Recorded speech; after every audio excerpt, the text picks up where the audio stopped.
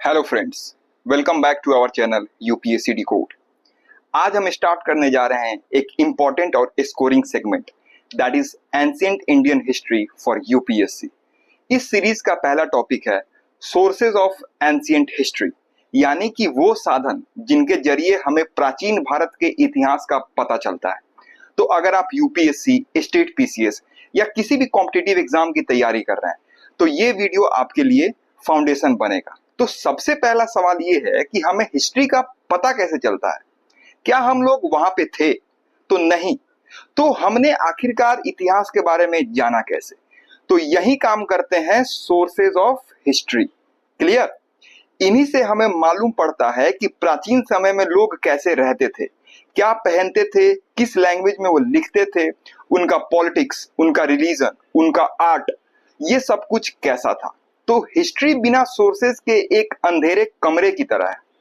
और अगर आप यूपीएससी की बात करें तो एंशिएंट हिस्ट्री में सवाल अक्सर सोर्सेज से डायरेक्टली या इनडायरेक्टली जुड़े होते हैं। क्लियर? तो अब हम लोग स्टार्ट करते हैं अपना मेन टॉपिक। तो जो सोर्सेज हैं एंशिएंट इंडियन हिस्ट्री के, इसके तीन टाइप हैं: archaeological sources, literary sources and foreign accounts. Clear? तो हमारे पास तीन प्रमुख तरह के सोर्स होते हैं जो कि मैंने अभी बताया। तो इन तीनों का स्टडी करके ही हिस्टोरियंस ने भारत का प्राचीन इतिहास लिखा। तो इसमें सबसे पहले डिटेल में हम लोग कवर करेंगे आर्कियोलॉजिकल सोर्सेज। ये वीडियो काफी डिटेल में होगा, इसमें आपको कोई भी डाउट नहीं होगा, एक फाउंडेशन बनेगा जो आने वाले चैप्टर्स को समझने में हमें आसानी प्रोवाइड करेगा। तो डिस्कशन करते हैं हम लोग आर्कियोलॉजिकल सोर्सेज के बारे में। तो आर्कियोलॉजिकल सोर्स का मतलब क्या है?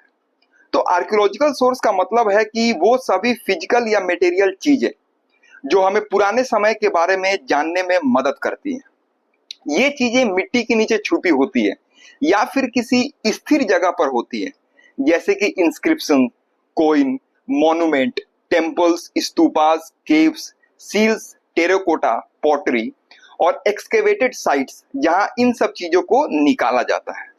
तो ये जो सोर्सेज हैं आर्कियोलॉजिकल सोर्सेज, ये हमें पॉलिटिकल, इकोनॉमिक, सोशल और रिलीजियस लाइफ के बारे में रियल और साइंटिफिक प्रूफ देते हैं। तो जो सबसे पहला टाइप है वो है आपको इंस्क्रिप्शन। इंस्क्रिप्शन का मतलब आपको शिलालेख, अभिलेख हो जाएगा यहाँ पे। क्लियर? इंस्क्रिप्शन का मतलब आपको हो जाएगा अभिलेख। तो अब देखो, तो इंस्क्रिप्शन आखिरकार क्या होते हैं? तो ये स्टोन, मेटल, पिलर या कॉपर प्लेट्स पर लिखित रिकॉर्ड्स होते हैं।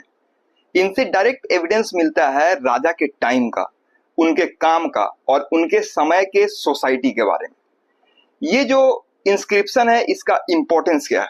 तो सबसे रिलायबल सोर्स होते हैं कौन? तो इंस्क्रिप्शन, क्योंकि किसी राजा के समय पर लिखे गए ये होते हैं। इनमें डेट्स, टाइटल्स, वार्स, डोनेशंस और पब्लिक पॉलिसीज का पता चलता है।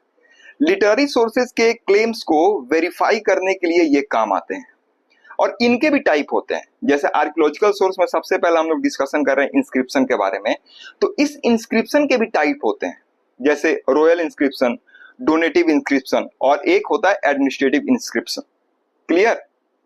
तो अब देखो, जो रॉयल इंस्क्रिप्शन होता है, रॉयल इंस्क्रिप्शन, इसमें राजा के विजय और उसके अचीवमेंट को दिखाया जाता है। Example, Prayag Prashasti by Harisena. It's not Samudragupta, Prayag Prashasti by Harisena. ये समुद्रगुप्त के विक्ट्रीज को लिखा गया है। क्लियर? देखो यहाँ पे कंफ्यूज नहीं होना है। जो प्रयाग प्रशस्ति है इसको किसने लिखा है? तो हरिसेन ने। ये हरिसेन के द्वारा है और इसमें समुद्रगुप्त के विजयों को लिखा गया है, यानी समुद्रगुप्त ने जो भी विजय हासिल की, जो भी विक्ट्रीज हुई, उसके बारे में ये रिलेटेड है। फिर आता है डोनेटिव इंस्क्रिप्शन। तो राजा या समाज के लोगों द्वारा दिया गया डोनेशन या लैंड ग्रांट, उसके बारे में ये बताता है। एग्जाम्पल है नासिक के केव में गौतमी बालाश्री का इंस्क्रिप्शन, उनके बेटे गौतमी पुत्र सतकर्णी के बारे में है। क्लियर? तो जो नासिक इंस्क्रिप्शन है ये गौतमी पुत्र सतकर्णी के बारे में है। फिर तीसरा जो टाइप है वो है administrative inscription. Land grant, tax में छूट या बाउंड्रीज का record, copper plate grant during Gupta period, ये उसका एग्जाम्पल हो जाएगा। क्लियर? यानी कि जो एडमिनिस्ट्रेटिव इंस्क्रिप्शन होगा उसका एग्जाम्पल क्या होगा, तो लैंड ग्रांट कॉपर प्लेट्स। तो सबसे पहले आपने देखा कि आर्कियोलॉजिकल सोर्सेज क्या होते हैं, तो उसमें सबसे पहले हमने डिस्कशन किया इंस्क्रिप्शन क्या होते हैं, उसका इंपॉर्टेंस क्या है, फिर इसके टाइप क्या क्या होते हैं, और फिर टाइप में जैसे रॉयल इंस्क्रिप्शन है तो उसका एग्जांपल है प्रयाग प्रशस्ति अभिलेख। क्लियर। तो अब इसका मेन जो आर्कियोलॉजिकल सोर्सेज में जो इंस्क्रिप्शन आता है, तो इस इंस्क्रिप्शन का जो फेमस फेमस एग्जाम्पल है वो कौन कौन से हैं, तो अशोका के एडिक्ट्स जो कि 3rd सेंचुरी बीसी के अराउंड है। क्लियर। इसमें रॉक और पिलर एडिक्ट्स हैं जो कि ब्राह्मी स्क्रिप्ट में है। फिर आपको मेजर और माइनर रॉक एडिक्ट्स धम्मा के प्रिंसिपल भी इसमें लिखे गए हैं। किसमें, तो ये जो अशोका के एडिक्ट्स हैं उसके बारे में बताया जा रहा है कि अशोका के एडिक्ट्स जो है ये ब्राह्मी स्क्रिप्ट में लिखे गए हैं। क्लियर। फिर आपको मिलेगा इलाहाबाद पिलर इंस्क्रिप्शन, ये समुद्रगुप्त के कॉन्क्वेस्ट के बारे में लिखा गया है। फिर आपको जूनागढ़ इंस्क्रिप्शन भी मिल जाएगा जो कि रुद्रदामन फर्स्ट ने बनवाया था, इसमें सुदर्शन लेक के रिपेयर के बारे में मेंशन किया गया। तो पहला टाइप हो गया आपको इंस्क्रिप्शन। फिर दूसरा आपको मिलेगा मॉन्यूमेंट्स एंड स्ट्रक्चर्स, जैसे टेम्पल्स, स्तूपास, केव्स एक्सेट्रा। तो ये क्या होता है आखिरकार, तो ये सब आर्किटेक्चरल सोर्सेस होते हैं जिनमें हमें कला, धर्म, सामाजिक जीवन और टेक्नोलॉजी का नॉलेज मिलता है। एग्जाम्पल के तौर पे आप देखोगे तो सांची स्तूप आ जाएगा, मॉडर्न पीरियड के बुद्धिस्ट स्तूप जिसे अशोका ने बनवाया था। क्लियर। फिर अजंता एलोरा केव्स इसमें आ जाएंगे मॉन्यूमेंट्स में, जैसे बुद्धिस्ट, हिंदू और जैन आर्ट के बहुत ही अच्छे उदाहरण है ये। कौन से, तो अजंता एलोरा केव्स। फिर आपको खजुराहो एंड कोणार्क टेम्पल भी आ जाएगा। स्कल्पचर और टेम्पल आर्किटेक्चर का ये एवोल्यूशन को दिखाता है। इन सब चीज पे हम लोग काफी डिटेल में डिस्कशन करेंगे, बस अभी हम लोग सोर्सेस के बारे में आपको मैं बता रहा हूं। क्लियर। तो इसका जो इंपॉर्टेंस है क्या है, जो मॉन्यूमेंट्स और स्ट्रक्चर है इसका क्या इंपॉर्टेंस है, तो रिलीजियस बिलीफ, क्राफ्टमैनशिप और कला का डेवलपमेंट समझने में ये हमें हमारी मदद करता है। पॉलिटिकल पैट्रोनेज और सोसाइटी का जो समृद्धि होता है उसका आइडिया हमें मॉन्यूमेंट्स और स्ट्रक्चर से मिलता है। क्लियर। तीसरा आ जाता है कोइंस, यानी कि सिक्के, जिसे सिक्कों का देन न्यूमिस्मेटिक कहलाता है। तो यहाँ पे कंफ्यूज नहीं होना है कि न्यूमिस्मेटिक क्या लिखा है, तो जो सिक्के होते हैं, जो कोइंस होते हैं ना, उसकी स्टडी होती है, उसको हम लोग न्यूमिस्मेटिक बोलते हैं। तो देखो, कोइंस जो सिक्के होते हैं इससे इकोनॉमिक, पॉलिटिकल और रिलीजियस लाइफ का पता चलता है। राजा का नाम, टाइटल, इमेज और धर्म इस पे लिखा होता है। जो मेटल होता है जैसे गोल्ड, सिल्वर, कॉपर, इससे समझ आता है कि इकोनॉमी कैसी थी, यानी जो सिक्के चल रहे थे वो गोल्ड के सिक्के थे या सिल्वर के सिक्के थे या कॉपर के सिक्के थे। अगर इकोनॉमी बहुत ही ज्यादा फ्लरिश्ड है तब वहां पे आपको कौन से सिक्के मिलेंगे, तब आपको मिलेंगे गोल्ड के सिक्के, यानी सोने के सिक्के आपको मिलेंगे। यानी कि अगर सोने का सिक्का मिल रहा है तो आप इमेजिन कर सकते हो कि उस समय का जो इकोनॉमी होगा वो कितना ज्यादा समृद्ध होगा। अगर एग्जांपल आप देखोगे तो इंडो ग्रीक कॉइन्स आ जाएंगे, ये बाइलिंगुअल कॉइन है जो कि ग्रीक और खरोष्टी लिपि में लिखा हुआ है। फिर आपको कुषाण कॉइन मिल जाएगा जो कि कनिष्क के जो कॉइन्स है इसमें बुद्धा की इमेज भी दर्शाई गई है। तो मैंने क्या बोला था, इंपॉर्टेंस क्या है कि रिलीजन के बारे में, धर्म के बारे में भी लिखा होता है इसमें। तो जो कनिष्क के कॉइन थे उसमें बुद्धा की इमेज आई थी। फिर जो गुप्ता पीरियड के कॉइन्स हैं वो गोल्ड कॉइन्स है, इसमें समुद्रगुप्त और चंद्रगुप्त फर्स्ट का नाम और उनका इमेज मिलता है। क्लियर। तो आप इमेजिन कर सकते हो कि गुप्ता कॉइन जो है ये कितना ज्यादा फ्लरिश्ड इकोनॉमी था इसका। फिर अगला आता है आपको आर्कियोलॉजिकल सोर्सेज में ही pottery, tools, seals and artefacts. Clear. तो ये क्या होता है, तो डेली लाइफ और कल्चर के जो छोटे आइटम्स होते हैं जैसे कि pottery, tools, toys, seals and ornaments जो एक्सकवेशन में मिलते हैं, जैसे हड़प्पन सील जो पशुपति सील है, यूनिकॉर्न सिंबल है, तो ये आपको मिलेगा। फिर आपको वेट्स भी मिलेगा यहाँ पे। फिर आपको पॉटरी वाला जो सिस्टम है ना, जो कि black and red ware pottery, ये हम लोग डिटेल में डिस्कशन करेंगे। देखो कंफ्यूज नहीं होना, जो भी चीजें मैं बता रहा हूँ ना ये सब मैंने समरी के तौर पे डिराइव किया हुआ है, यहाँ पे पूरे एंशिएंट हिस्ट्री से समरी के तौर पे मैंने डिराइव किया है। तो हर एक चीज पे जब हम लोग डिटेल में हर एक चीज पे हम लोग फ्यूचर में डिटेल में डिस्कशन करने वाले हैं, तो कंफ्यूज नहीं होना। ये बस एक फाउंडेशन बनाया जा रहा है आपके लिए ताकि आगे के लेक्चर आपको समझने में आसानी हो। क्लियर। फिर फिफ्थ पॉइंट आता है आर्कियोलॉजिकल सोर्स में, वो है excavation by ASI, that is archaeological survey of India. तो जो चीजें जमीन के नीचे छुपी होती हैं उन्हें खोद कर एएसआई जो है वो सरफेस पे लाता है। और इसमें फेमस एक्सकेवेटेड साइट्स आपको मिल जाएंगे, जैसे हड़प्पा हो गया, मोहनजोदाड़ो हो गया, इंडस वैली सिविलाइजेशन, इससे काफी डिटेल में हम लोग देखेंगे, लोथल हो गया, कालीबंगन हो गया। तो इन सब चीजों पे हम लोग डिटेल में डिस्कशन करेंगे। क्लियर? फिर आपको इनाम गांव, ब्रह्मागिरी, ये सब चीज हम लोग पढ़ेंगे डिटेल में। तो ये जो आर्कियोलॉजिकल सोर्स था, इसका फायदा क्या होता है? तो इससे ऑब्जेक्टिव और फिजिकल एविडेंस मिलता है। लिटरेरी सोर्सेज के साथ कंबाइन करके कंप्लीट पिक्चर आपको मिलती है। साइंस के यूज से, that is carbon dating, satellite, इससे एक्यूरेट जो डेटिंग होती है ना, वो पॉसिबल होती है। क्लियर? अब हम लोग आगे आगे हम लोग बढ़ते हैं और हम लोग डिस्कशन करते हैं लिटरेरी सोर्सेज के बारे में, यानी एंशिएंट हिस्ट्री के बारे में हमें कैसे पता चलता है। तो सबसे पहला उसमें आता है आपको आर्कियोलॉजिकल सोर्सेज। क्लियर? फिर आर्कियोलॉजिकल सोर्सेज में हमने 5 टाइप देखे। ठीक है? वैसे तो पहले आर्कियोलॉजिकल सोर्सेज के भी 3 टाइप होते हैं जो आर्कियोलॉजिकल सोर्सेज के बारे में बताते हैं। फिर आर्कियोलॉजिकल सोर्सेज को अगर ब्रॉड डिफिनीशन हम लोग देखेंगे तो उसमें आपको बहुत सारी चीजें मिलेंगी, जैसे उसमें कोइंस मिल जाएगा आपको। क्लियर? और जो आर्कियोलॉजिकल सर्वे ऑफ इंडिया के द्वारा जो एक्सकेवेटेड साइट्स होते हैं उसके बारे में आपको पता चलेगा। फिर जो मॉन्यूमेंट्स, टेम्पल, स्तूपास, केव्स, तो ये सारी चीजें आपको पता चलनी चाहिए। क्लियर? तो आपको ये समझ आ गया होगा कि आर्कियोलॉजिकल सोर्सेज आखिरकार होते क्या हैं। अब जब आप बुक रीडिंग करोगे तो आपको और ज्यादा इजीली समझ आएगा। बुक समझने में आपको कोई भी प्रॉब्लम नहीं होगी।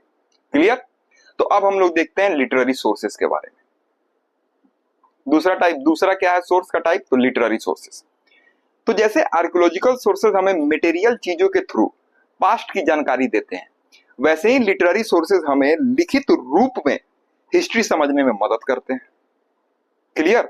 तो लिटरेरी सोर्स का मतलब है वो सभी लिखित डॉक्यूमेंट्स, बुक्स, टेक्स्ट और राइटिंग जो किसी भी समय के बारे में डायरेक्टली या इनडायरेक्टली हमें इंफॉर्मेशन देते हैं। इसके 2 टाइप होते हैं। पहला है आपको रिलीजियस टेक्स्ट और दूसरा हो जाएगा आपको नॉन रिलीजियस टेक्स्ट। नॉर्मल है, सिंपल है, कोई दिक्कत ही नहीं है। तो ये जो रिलीजियस लिटरेचर होते हैं, जो रिलीजियस टेक्स्ट होते हैं, धार्मिक साहित्य, ये वो टेक्स्ट होते हैं जो धर्म से जुड़े होते हैं, लेकिन इनसे हमें उस समय के समाज, राजनीति, अर्थव्यवस्था और संस्कृति, दैट इज कल्चर, उसके बारे में भी हमें पता चलता है। जैसे आपको वैदिक लिटरेचर आप देखोगे तो इसमें ऋग्वेद आएगा, सामवेद, यजुर्वेद, अथर्ववेद। तो इससे हमें वैदिक सोसाइटी के बारे में पता चलता है, आर्यन लाइफ के बारे में पता चलता है। क्लियर? फिर जो उपनिषद होते हैं, उपनिषद से हमें स्पिरिचुअल फिलॉसफी और अर्ली थॉट्स के बारे में पता चलता है। फिर आपके एपिक्स हो गए जैसे रामायण और महाभारत, तो इनसे भी हमें बहुत सारी जानकारी मिलती है। तो ये ऐतिहासिक टेक्स्ट है जिसमें राजनीति, युद्ध और सामाजिक जीवन का चित्रण है। किसमें? तो रामायण और महाभारत में। यानी रामायण और महाभारत में उस समय की राजनीति, युद्ध और सामाजिक जीवन का चित्रण है, यानी कि उसका एलोबरेशन है। क्लियर? फिर आपको जातक हो जाएगा, त्रिपिटक हो जाएगा, फिर जैन आगम हो जाएगा। तो ये सारी चीजें हैं। क्लियर? तो ये सब रिलीजियस टेक्स्ट के बारे में है और इनसे हमें उस समय के इतिहास के बारे में पता चलता है। ठीक है? फिर आता है secular text, also known as non religious text और नॉन रिलीजियस लिटरेचर। क्लियर? तो अब देखो, ये जो टेक्स्ट हैं ये रिलीजन से डायरेक्टली कनेक्टेड नहीं होते हैं, लेकिन इनमें पॉलिटिक्स, इकोनॉमी, सोशल सिस्टम और डेली लाइफ का डिस्क्रिप्शन होता है। जैसे अर्थशास्त्र जो कि काफी फेमस है, किसके द्वारा लिखा गया अर्थशास्त्र? चाणक्य के द्वारा, जिन्हें कौटिल्य भी बोलते हैं, विष्णुगुप्त भी बोलते हैं। इनसे, इस पुस्तक से हमें मॉडर्न एडमिनिस्ट्रेशन, डिप्लोमेसी और फाइनेंस का प्रैक्टिकल गाइड पता चलता है। फिर कल्हण है, एक कल्हण ने पुस्तक लिखी है राजतरंगिणी।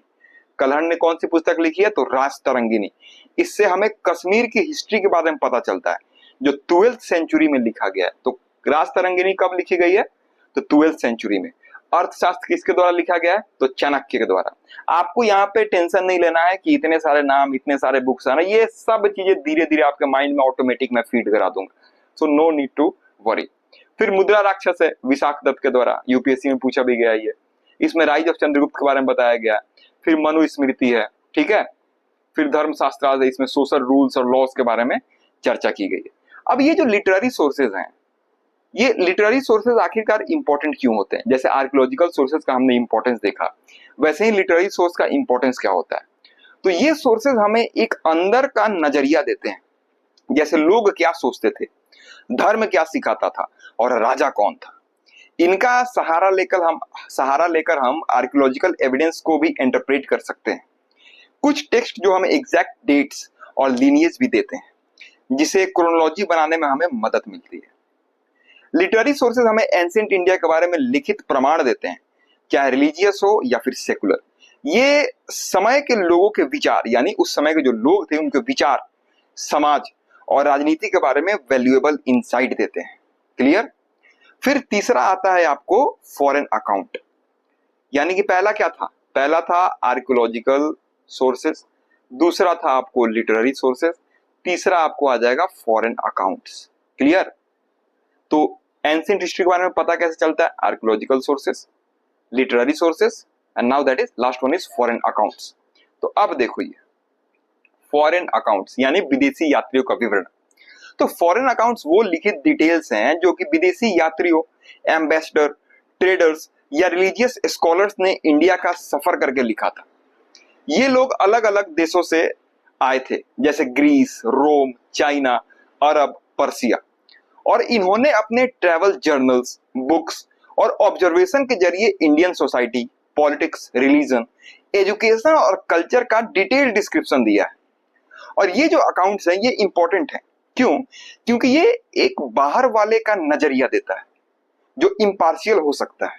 जैसे मान लो अगर कोई अपना आदमी है, वो अगर अपने देश के बारे में लिखता है तो वो तो हमेशा तारीफ ही करेगा, लेकिन अगर कोई बाहर से व्यक्ति आता है, अगर वो किसी दूसरे देश के बारे में लिखता है तो वो इम्पार्शियल होगा वो। क्लियर। तो कई बार ये सोर्सेज इंडियन टेक्स्ट में नहीं मिलती जो कि डिटेल्स को रिकॉर्ड करती हैं, तो इनसे कॉन्टेम्पोररी इंडिया को समझने में हमें मदद मिलती है। जैसे आप देखोगे तो एक ग्रीक एम्बेसडर था मेगास्थेनीज। मेगास्थेनीज ने कौन सी पुस्तक लिखी है? इंडिका। ध्यान रखना है इसको, ये मौर्यन एडमिनिस्ट्रेशन के बारे में बताती है। क्लियर। उस समय की सोसाइटी, कास्ट सिस्टम, एग्रीकल्चर का इसमें जिक्र किया गया।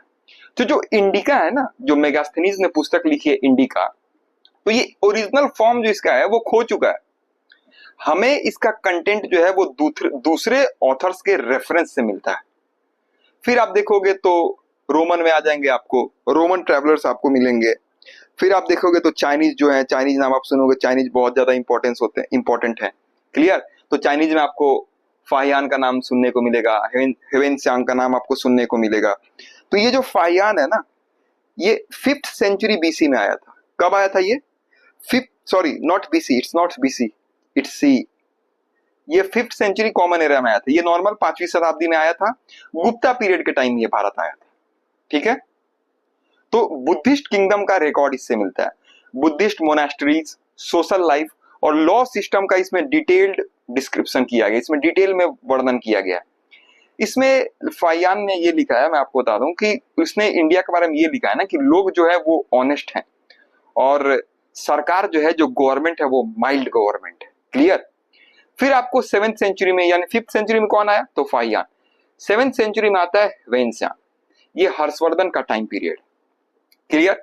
तो इसमें देखो जो फाहियान है इसने एक बुक लिखी है, उस बुक का नाम पता है? अजीब सा नाम है, सी यू की। तो सी यू की किसने लिखी है? तो इसको लिखा है Xuanzang. Clear. Nalanda university, Buddhist practices और राजनीति पर इसने डीप ऑब्जर्वेशन किया है। और जो हर्षवर्धन थे उनका जो कोट था, उनके कोट का इसने डिटेल्ड डिस्क्रिप्शन भी दिया है। क्लियर। फिर आपको अलबरूनी भी मिल जाएगा। अलबरूनी ने कौन सी बुक लिखी है? तो किताबुल हिंद। ये पर्शियन ओरिजिन का है, लेकिन इसने जो अपनी राइटिंग्स लिखी है वो अरेबिक में लिखी। ठीक है। तो यहाँ पे कंफ्यूज नहीं होना है। फिर आपको दूसरे फॉरेनर्स भी मिल जाएंगे, जैसे टॉलमी हो गए, इसके बारे में यूपीएससी में पूछा है। ज्योग्राफी ऑफ इंडिया लिखी है। फिर पाइनी द एल्डर हो गया, Indian trade and natural wealth के बारे में है। फिर मार्को पोलो हो गए, साउथ इंडिया और ट्रेड सेंटर्स का इसमें जिक्र किया हुआ है। क्लियर। तो ये सब नाम आपको बस रिवीजन आप करते रहोगे तो ऑटोमेटिक ये सब माइंड में फीड हो जाएंगे। वैसे जब हम लोग डिटेल में डिस्कशन करेंगे, अभी भी हम डिटेल में डिस्कशन कर रहे हैं, तो और ज्यादा ये चीजें ऑटोमेटिक आपके माइंड में फीड होने लगेंगे और ये कुछ समय के बाद ऑटोमेटिक माइंड में फीड हो जाएंगे। क्लियर। तो फॉरेन अकाउंट्स एक प्राइसलेस ट्रेजर है जिसके जरिए हम एंशिएंट इंडिया को एक आउटसाइडर की नजर से समझ सकते हैं। ये लिटरेचर और आर्कियोलॉजिकल सोर्सेस को कॉम्प्लीमेंट करते हैं। क्लियर। तो अब देखो,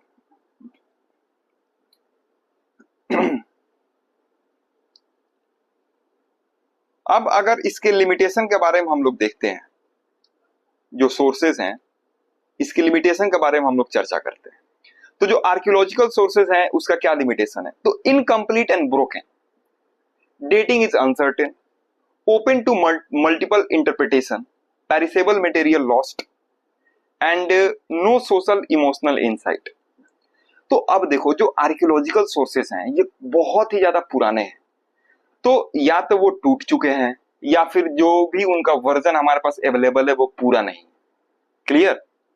फिर जो डेटिंग है वो अनसर्टेन है, यानी कि जो डेट है वो सुनिश्चित ही नहीं है, एकदम मतलब क्लियर कट नहीं है कि ये इसी समय में लिखा हुआ है, जैसे ये फर्स्ट सेंचुरी में लिखा हुआ है, ये अनसर्टेन है। ठीक है। अब जो भी हिस्टोरियन होगा वो उसे अपने तरीके से इंटरप्रेट करेगा, जिसे जो समझ आएगा वो अपने तरीके से उसको लिखेगा। तो it is open to multiple interpretation, perishable material lost, social और इमोशनल इंसाइट इसमें नहीं होता है। फिर लिटरेरी सोर्सेज जो होते हैं वो आप देखो तो बायस्ड हैं और एग्जैजरेटेड हैं, फैक्ट भी होंगे और माइथोलॉजी भी होंगे, क्योंकि रिलीजियस टेक्स्ट आप देखोगे तो रिलीजियस टेक्स्ट जो है ये माइथोलॉजिकल स्टोरीज भी इसमें बहुत ज्यादा है। फिर जो लैंग्वेज है, अब जैसे लैंग्वेज इशू भी इसमें हो जाता है, ट्रांसलेशन इशू, जैसे कि जो आपको जो इंडस वैली सिविलाइजेशन आप पढ़ोगे तो उसमें ब्रिस्टोफोदर स्क्रिप्ट आता है, ब्रिस्टोफोदर लिपि आती है, उसको आज तक नहीं पढ़ा गया है, तो ट्रांसलेशन इशू भी है। फिर से वही फिक्स डेट और क्रोनोलॉजी नहीं है, फिर वही रिलीजियस स्लैंट है इसमें। ठीक है, यानी धर्म के हिसाब से रिलीजियस टेक्स्ट को भी लिखा गया और उससे हिस्टोरियन जो है वो डिराइव करते हैं। फिर जो फॉरेन अकाउंट है उसके क्या लिमिटेशन है, तो कल्चरल मिसअंडरस्टैंडिंग। अब मान लो पर्सिया से कोई आदमी आ रहा है, रोम से कोई आदमी आ रहा है, तो वो भारत के कल्चर को तुरंत ही नहीं समझ जाएगा, उसको समय लगेगा, तो कल्चरल मिसअंडरस्टैंडिंग यहाँ पे होगा। फिर it is totally dependent on translators, यानी वो तो अपने भाषा में लिखेगा तो फिर उसको ट्रांसलेशन करने में प्रॉब्लम होगी। लिमिटेड स्कोप होगा, क्यों, क्योंकि वो हमेशा के लिए नहीं आते थे, कुछ समय के लिए आएंगे, कुछ समय रहेंगे, फिर वो चले जाएंगे। फिर पर्सनल, जो चीज भी वो लिखेंगे वो उनका पर्सनल बेसिस होगा, पर्सनल उनका आइडिया होगा, पर्सनल डिस्क्रिप्शन होगा। ठीक है। फिर ओनली एलिट सोसाइटी डिस्क्राइब्ड, केवल जो एलिट क्लास था, ऑब्वियस सी बात है कि उनका स्वागत कहाँ पे होगा, तो राजा के दरबार में होगा, तो किसके बारे में जिक्र करेंगे, तो नॉर्मली वो करेंगे एलिट क्लास के बारे में डिस्कशन। क्लियर।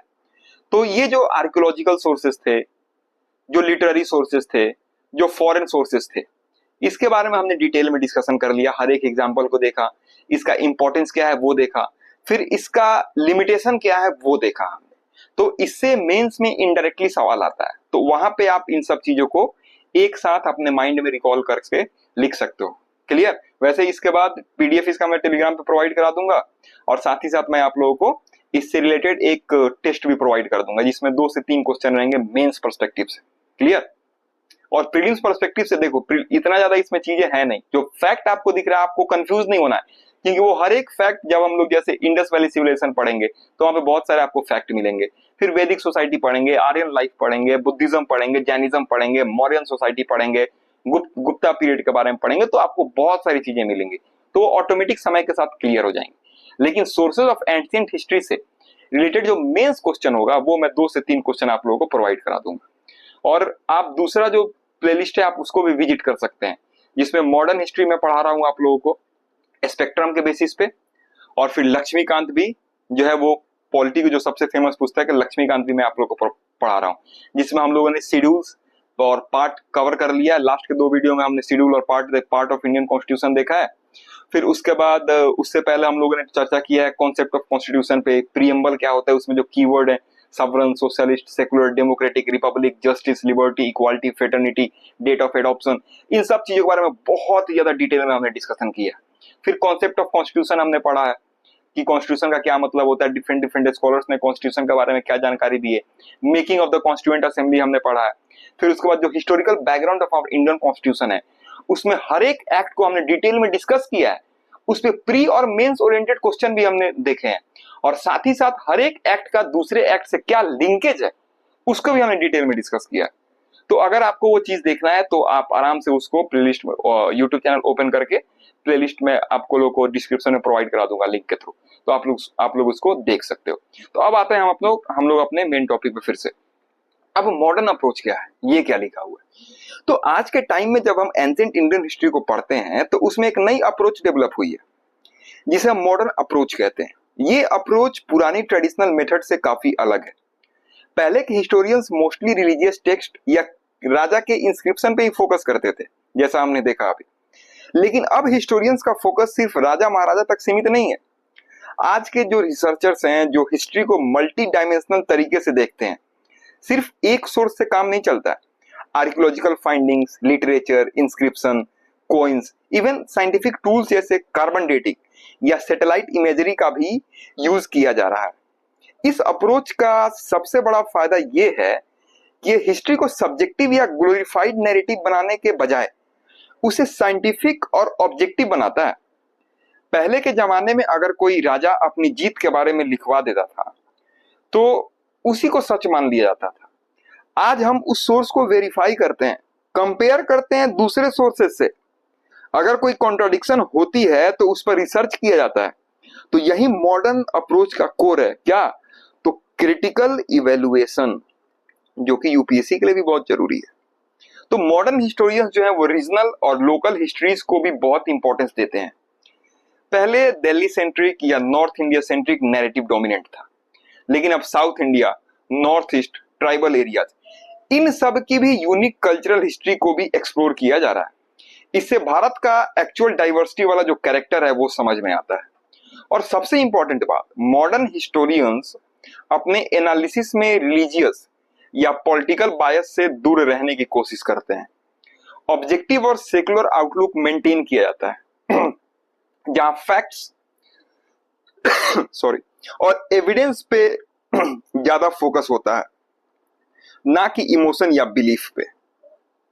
तो ओवरऑल मॉडर्न अप्रोच जो है वो हिस्ट्री का एक इंक्लूसिव, एनालिटिकल और हिस्ट्री को वो जो है, यानी कि जो मॉडर्न अप्रोच है ना, ये हिस्ट्री को क्या करता है, अब ये हिस्ट्री को एक इंक्लूसिव, एनालिटिकल और साइंटिफिक सब्जेक्ट बनाता है, जहां हर सोर्स को वैल्यू मिलती है और हर आवाज को सुना जाता है, चाहे वो किसी राजा का हो या फिर किसी आम आदमी का।